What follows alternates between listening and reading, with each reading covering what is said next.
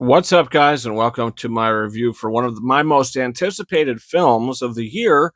It's the Fantastic Four First Steps. This movie is entering the Marvel Cinematic Universe at a time that it may be making a resurgence. And with this film, I would say it's certainly made a resurgence. Thunderbolts in this back to back.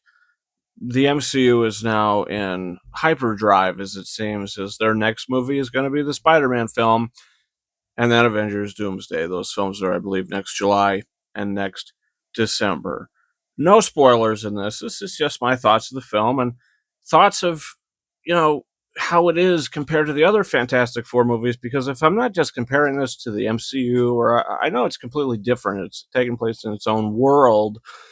But, you've got to think about the past actors who've played these characters, going into it. There is sort of a legacy, even though some of those films aren't good, you certainly have a legacy to follow. Julian McMahon, the actor that played the original Doctor Doom in the Tim Story movies, he passed away recently. So Robert Downey Jr., I'm sure he's got a little more weight on his shoulders coming into playing Doctor Doom. And I don't want to get ahead of myself. Let's not talk about Avengers Doomsday. Let's talk about Fantastic Four First Steps, a film that introduces us to these characters in such a breathtaking way. As soon as the film starts and these scenes just start to happen, you just sort of get swept up into it. I felt like I was totally brought into this world in such a way that I was able to be like, okay, that makes sense. I'm into it. I'm interested because they've already been the Fantastic Four for a couple of years. So now, when the film, kind of picks up and we meet the characters, they have to meet their most formidable foe yet and their most destructive foe, Galactus and the Silver Surfer, which is sort of the herald of Galactus, the henchman, if you will. And that whole thing with the Silver Surfer, I'll just mention quickly, did it work? Didn't it work? At first, I didn't know if it was going to work for me because the way they were playing it off, I was just like, oh, I don't know if this is going to be kind of one dimensional. But the character gets a bit of an arc. And the Galactus character, played by Ralph Ineson, I think, with that voice, he twists it a bit. And the visuals, every time that there's practical effects mixing with the visual effects, it all looks so good.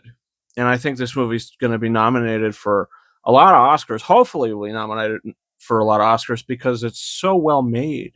Every craft, the production design. This is such a retro style film, but it has such a clear vision throughout every single department. Michael Giacchino's score is one of his best, and this is like one of the best superhero theme songs now that we have. And when it comes in, it feels like it's always existed. And then you have the cast, as I was talking about before, they are all bringing such a new flavor, but with such promise. And when I say promise, I mean that, it's going to be exciting to see them again in the next Avengers film, or if they ever do a sequel to this, which, we've only really had one sequel to a Fantastic Four movie, and it wasn't as bad as Fant Four Stick, but it was, could have been better. This is certainly the best Fantastic Four film. It has such a clear vision. The director of WandaVision is directing this, and there's just such a clear vision and heart to the family. Each of these characters, in this family care about each other so much, and they all want to keep each other safe. And I just loved how it felt like a family. These people did feel connected, and it showed on screen. It felt like a live action Incredibles at times. It felt just like so many great homages to so many great films. And the way the story plays out, the stakes are so high. I was invested. I cared in the third act when the big action was going down. Things were happening. There's violence going on.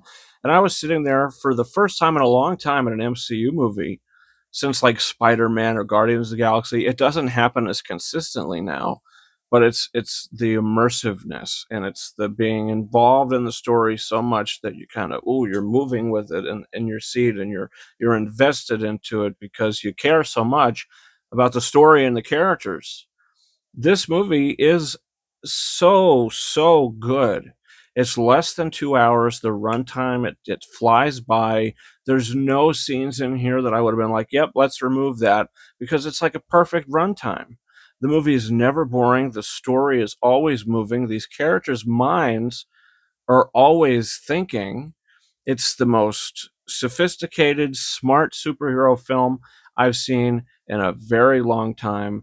I like this more than Guardians Volume 3. This is certainly the best MCU film since Endgame, No Way Home, Fantastic Four, Guardians 3, and then Deadpool and Wolverine. If I'm going to rank like the top 5 since Endgame, that's it, including Endgame, I guess. But No Way Home, I think, is like my favorite MCU film, along with like Infinity War. This movie, I think, could stand alongside the first Avengers film. That's how good it is. That's how these characters come together. The score is iconic. The film is great. And the credit scenes, I won't spoil, but the second credit scene, if you don't see it, you're not going to miss anything. It's just sort of in there to be in there. But the mid credit scene, and when I say that, I mean the scene that happens right in the middle of the credits, is the scene you want to stay for. And it's the scene where they're showing you their cards. You know, Kevin Feige and Marvel Studios, they're showing us their cards, and they're like, okay, this is it. This is what we're doing. Boom. Avengers Doomsday coming next December. So I can't wait. I am as invested into the MCU, as invested I've been in a very long time. Consistently, they haven't been able to hook me until now. Let's hope the next Spider-Man film, which I believe is the next MCU film, which is coming out next July in about a year, hopefully we stay on the same trajectory and then leading into the big one. So I think this movie is going to get a lot of more people on board that weren't on board before. And I'm giving the film 4.5 out of 5 stars. I can't give it a 5 because from a visual aspect, it is a beautiful movie to look at. But it's so good looking that, there's just a few scenes or shots really of green screen or just visual effects that you're like, oh, okay, that didn't look as good as the rest of the film, and it kind of stands out more because the movie is so visually impressive. I think it'll still get nominated for visual effects, but there's just a few. It's nitpicks. It's nitpicks for me not to give it a 5. I thought this was a great film. I thought it was terrific. And dare I even say it was fantastic. Comment down below. Did you see the movie? What's your thoughts on it? Did you like it? Is it one of your favorite MCU films? I think it's going to slip into the top 10 for me. Yeah, so my microphone decided not to record the last like 2 minutes of audio in that video I just recorded, so here we are. And don't forget about Avatar Fire and Ash, a film that's not coming out until December. But I did want to mention that I did get to see that teaser trailer in beautiful 3D. And yeah, I thought that looked pretty terrific.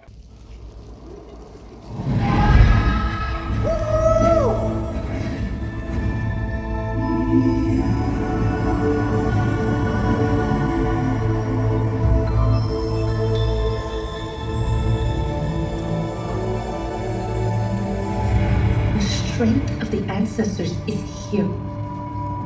And guys, you can follow me on Twitter and or X at RyanKing72 and Instagram at KingArises131. That's been it for me. Thank you so much for watching my review for the Fantastic Four First Steps. And until next time, over and out.